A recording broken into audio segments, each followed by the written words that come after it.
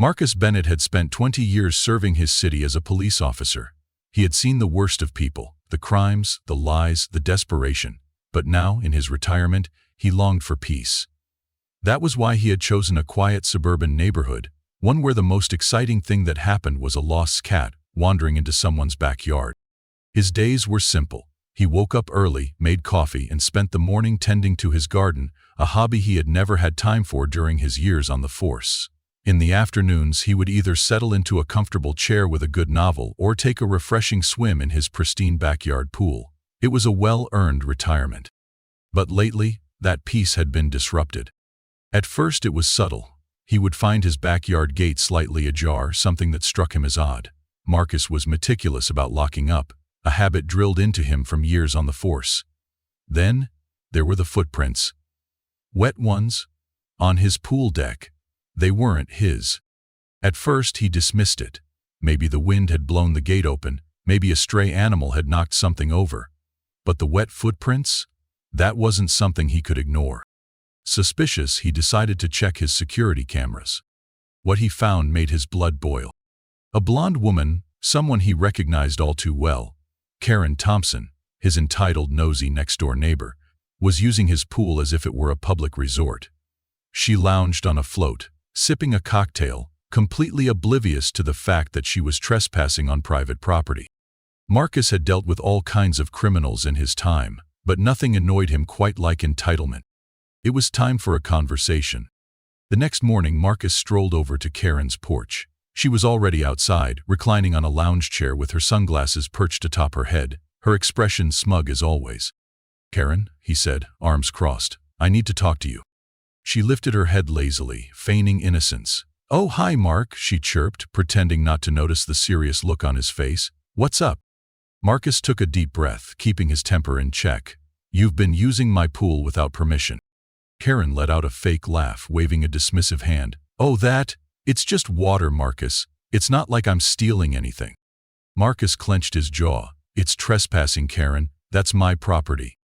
She scoffed, rolling her eyes. "Relax, I thought we were neighbors. Sharing is caring, right?" Marcus exhaled sharply. "I'm asking you nicely. Don't do it again." Karen simply waved him off, unconcerned. That was her mistake. Marcus hoped naively that his words would be enough, but a few days later, he checked his cameras again. There she was. Not only was she back in his pool, but this time she had invited a couple of friends over. They lounged around, laughing, sipping drinks, acting as if his backyard was some kind of private retreat for their entertainment. That was it. Enough was enough. If Karen didn't want to listen, he'd have to teach her a lesson she wouldn't forget. Marcus knew that a confrontation wouldn't do any good.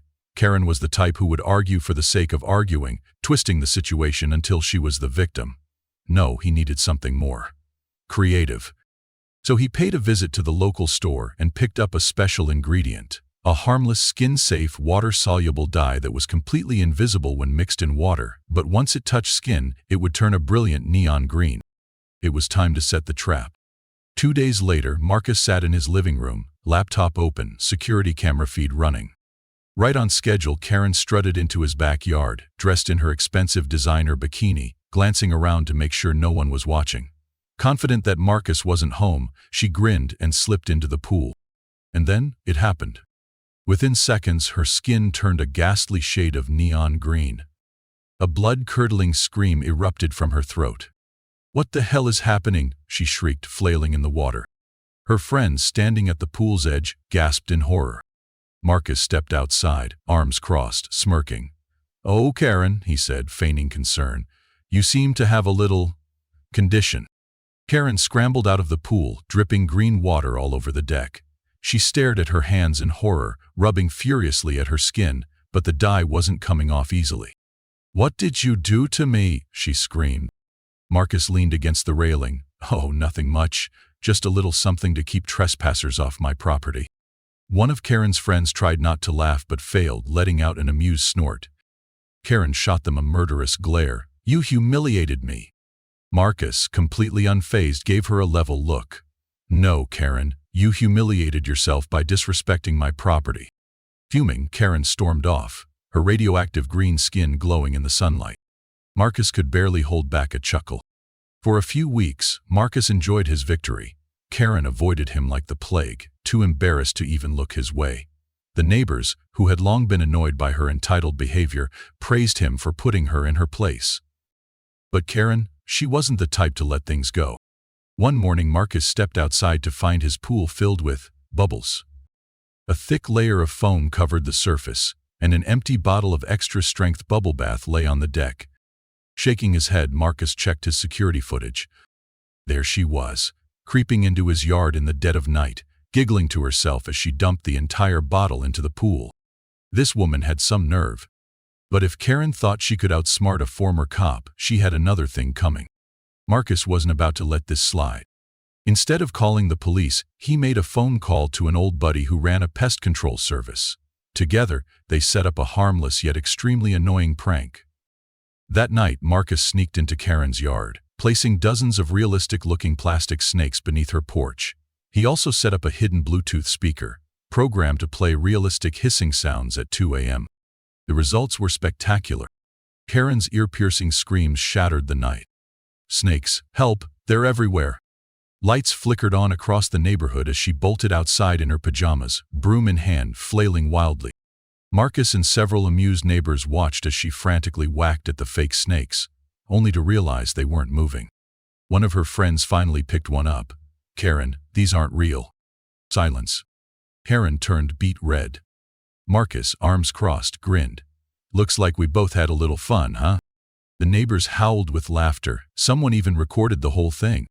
Defeated, Karen stormed inside, slamming the door. The next morning, Marcus found a note taped to his door. "Truce." He chuckled, grabbed a sticky note, wrote a single word, "deal," and taped it to her door. And just like that, peace was restored. Months passed. Karen, once the neighborhood menace, became noticeably reclusive. She barely left her house, no longer acted entitled, and even started treating people with respect. Then one day Marcus saw her struggling with her groceries. He hesitated but then sighed and walked over. "You need some help?" he asked. Karen hesitated, then nodded. Yeah, I do."